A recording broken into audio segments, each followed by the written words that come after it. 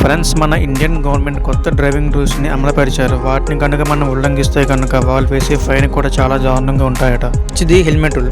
మనం 2 వీలర్స్పై వెళ్ళినప్పుడు హెల్మెట్ అనేది BSA అప్రూవ్ చేసిన హెల్మెట్ మాత్రం ధరించాలి. లేకపోతే కనుక ₹1000 జరిమానా వేస్తారు.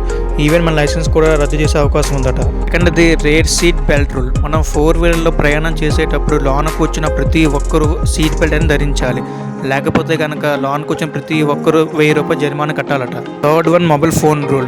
మనం 2 వీలర్ ఆర్ 4 వీలర్లో వెళ్తున్నప్పుడు మొబైల్ని యూజ్ చేస్తూ పోలీసులు కానీ దొరికితే కనుక మనం ఫైన్ అనేది 5,000 వరకు పే చేయాల్సి వస్తుంది.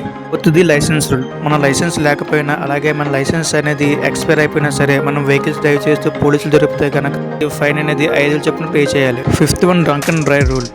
ఎవరైతే డ్రంక్ అండ్ డ్రైవ్లో దొరుకుతారో వాళ్ళు 10,000 నుండి 15,000 వరకు ఫైన్ పే చేయాలి. కొన్నిసార్లు జైలుకి వెళ్ళే అవకాశం ఉందట.